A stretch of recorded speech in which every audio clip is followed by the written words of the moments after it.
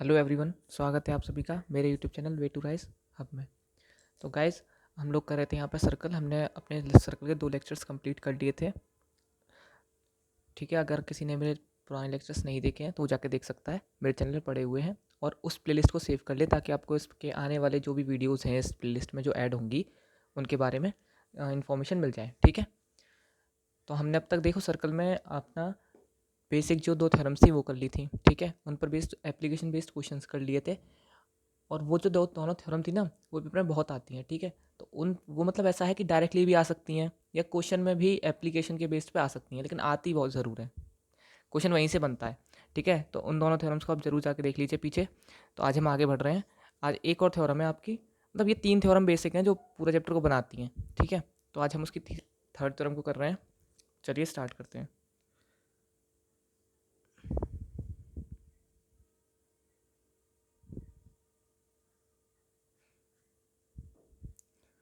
देखो ये थ्योरम कहती क्या है।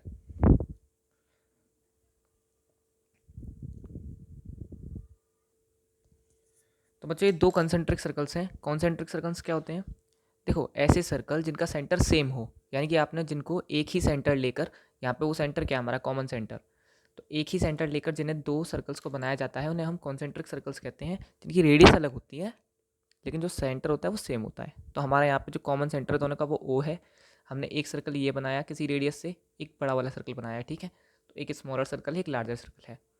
ठीक है, तो अब समझो आपकी थ्योरम कहती क्या है। आपकी थ्योरम है, आपको ये प्रूफ करना है कि अगर 2 कॉन्सेंट्रिक सर्कल्स हैं, ठीक है, कॉन्सेंट्रिक समझ में आ गया क्या होते हैं? जिनका सेंटर सेम हो। ठीक है, तो अगर 2 कॉन्सेंट्रिक सर्कल्स हैं, उनमें जो बड़े वाले की कॉर्ड है, तो यहाँ पर बड़ा वाला सर्कल क्या हो गया आपका ऊपर वाला। ठीक है, इस बड़े वाले सर्कल जिसका रेडियस बड़ा है, तो ये जो कॉर्ड है बड़े वाले सर्कल की, लार्जर सर्कल, जो कि टच कर रही है, तो विच touch is the smaller circle, जो कि स्मॉलर सर्कल को टच कर रही है,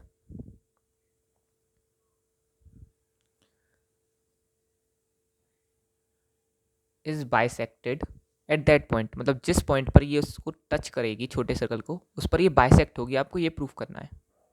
ठीक है, तो समझे, सबसे पहले एक बड़ी कॉर्ड लेते हैं। ठीक है, बड़े सर्कल की कॉर्ड, तो ये हो गई आपको, ये कॉर्ड है आपकी ए बी, बड़ी वाले सर्कल की कॉर्ड टच करती हुई जा रही है स्मॉलर सर्कल को किसी पॉइंट पर, सपोज पी पर। ठीक है, तो हमारे पास क्या है, एक बड़े सर्कल की कॉर्ड है जो कि उसको टच कर रही है पी पर, छोटे सर्कल को। ठीक है, अब देखो, हमने यहाँ से एक रेडियस ले ली छोटे सर्कल पर। ठीक है, आपको प्रूफ करना है कि इसे बाइसेक्ट किया है उस पॉइंट पर जिस पॉइंट पर इसने छोटे वाले सर्कल को टच किया है। ठीक है, चलो करते हैं। कुछ समझ में आ गया ना? हमें प्रूफ करना क्या है वो समझो। हमें प्रूफ करना है कि A P is equals to P B है। ठीक है, देखो एक थ्योरम थी 9th क्लास की, हमने पढ़ी थी। क्या थी वो थ्योरम? कि अगर कोई सर्कल होता है, अगर कोई सर्कल है आपका, ठीक है, तो उस सर्कल पे अगर कोई कॉर्ड है और सेंटर से आ रही हुई लाइन इस पर परपेंडिकुलर है, तो इसको बाइसेक्ट करती है। ठीक है, ये 9th क्लास की थ्योरम थी आपकी। क्या थी? कोई सर्कल है, उसकी जो कॉर्ड है, अगर उस कॉर्ड पर सेंटर से कोई लाइन आती है, ठीक है, तो ये सेंटर से आने वाली लाइन है और परपेंडिकुलर होती है, तो उसे बाइसेक्ट करती है। हमें सकते हैं perpendicular from the centre bisects the chord. ठीक है, सेंटर से आने वाली जो परपेंडिकुलर लाइन होगी वो कॉर्ड को बाइसेक्ट करती है। ये हमारी 9th की थ्योरम थी। ठीक है, तो सबसे पहले हम यही प्रूफ करेंगे कि जो लाइन आ रही है ना इस कॉर्ड पर, ये कॉर्ड है ए बी की, ये गिवन है। गिवन क्या है आपको? A B is a cord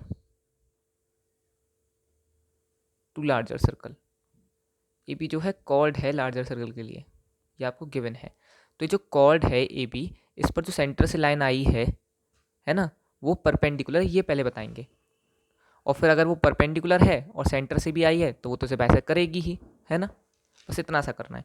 तो देखो, ये बड़े वाले के लिए कॉर्ड है, लेकिन छोटे वाले के लिए क्या है? छोटे वाले के लिए ये टेंजेंट है जो कि टच करके गई है इसे।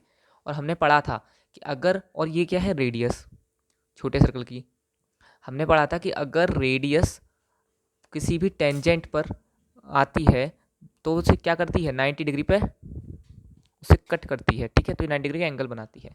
हो गया, यही हमें लिखना है। तो सुनिए, OP is perpendicular to AB, है ना। OP परपेंडिकुलर हो जाएगी AB के। रीजन क्या होगा, radius to a tangent is perpendicular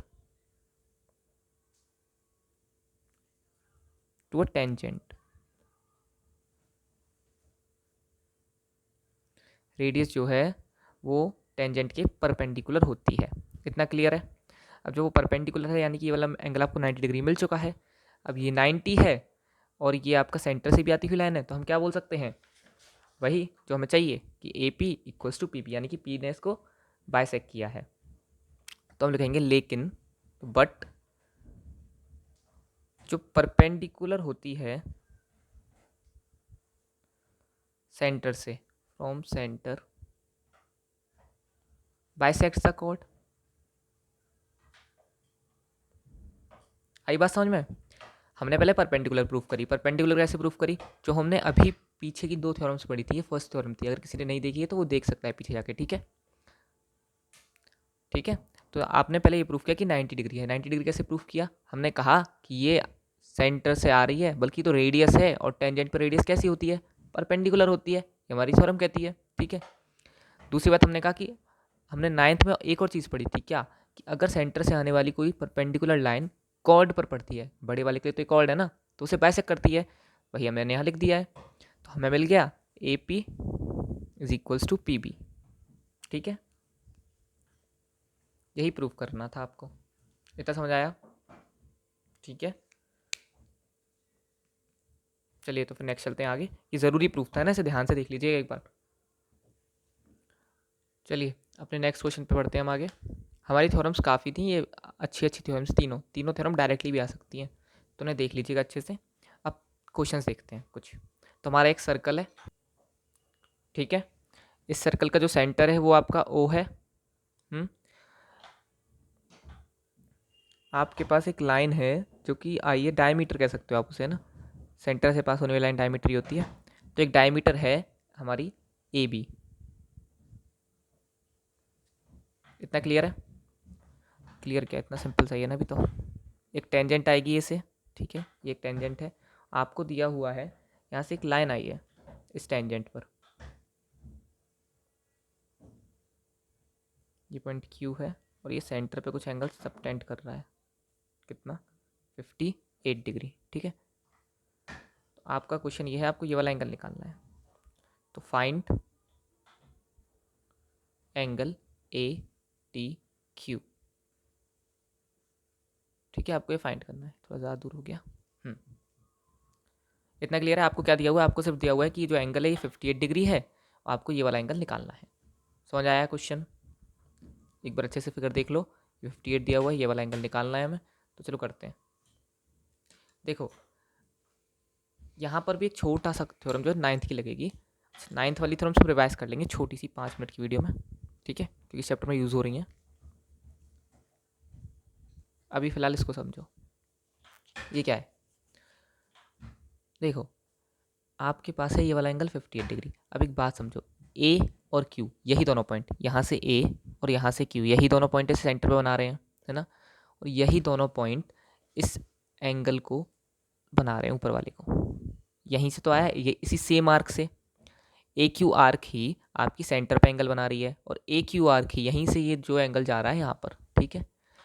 तो हमने क्या पढ़ा था 9th में, हमने पढ़ा था कि अगर ऐसा कुछ होता है तो ये वाला जो एंगल होता है जो सर्कल के किसी पार्ट पे बनता है वो हाफ होता है इस पूरे एंगल के, ये पढ़ा था हमने। तो हमें क्या मिला, हमारे पास गिवन है angle AOQ is equals to 58 degree. ठीक है, तो एंगल ABQ कितना हो जाएगा आपका, हाफ ऑफ एंगल AOQ, यानी कि हाफ ऑफ 58 डिग्री, यानी कि 29 डिग्री। तो ये जो आपको एंगल मिला, ये मिला 29 डिग्री। ठीक है, इसका रीज़न क्या होगा, तो angle subtended bye an arc,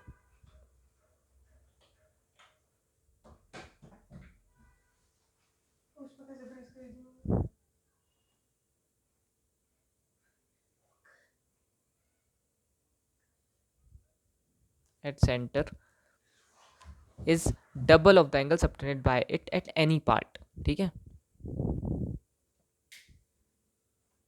थोड़ा बड़ा स्टेटमेंट है इसका, subtended bye it at any part of the circle.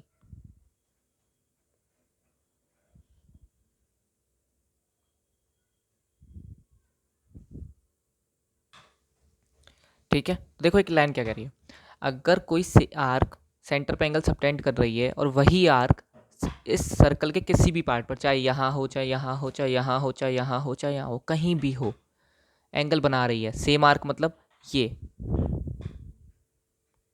A Q, इसी ने एंगल बनाया है यहाँ पर और इसी ने एंगल बनाया है यहाँ पर। ठीक है, वो क्या होगा, सेंटर वाला एंगल डबल होगा, यानी कि सर ये जो पार्ट वाला है सर्कमफ्रेंस पर, ये इसका हाफ होगा, तो हमने कर दिया हाफ। तो ये रीज़न आपको लिखना है। ठीक है, हमें मिल गया ये 29 डिग्री। अब एक बात सोचो, क्या ये रेडियस है, मतलब डायमीटर है तो इसका आधा रेडियस हो गया, रेडियस है, और ये टेंजेंट है, तो रेडियस टेंजेंट पर कैसा एंगल बनाती है, 90 डिग्री का।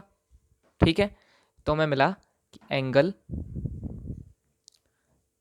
ओ A T is equals to 90 degree. ठीक है, इसका रीज़न क्या होगा, तो वही reason, radius is perpendicular to tangent. Radius जो होती है आपके टेंजेंट के कैसे होती है, परपेंडिकुलर होती है। ठीक है, अब एक बात सोचो, ये 90 है आपका, ये 29 है, इस बड़े ट्राइंगल को देखो, तो एक एंगल ये हो गया, दूसरा ये, तीसरा ये वाला एंगल हो गया, यही तो निकालना था। तो ये कितना आ जाएगा, तो हमारे पास होता है तो इन ट्राइंगल, कौन से ट्राइंगल की बात हो रही है, ए बी टी। ठीक है, angle A B T plus angle B A T plus angle B T A या ए टी बी, कुछ भी, उस तीनों का सम कितना होगा, 180 डिग्री। इतना समझ आया। अब ये वाला एंगल आपके पास है कितना, ए बी टी 29 डिग्री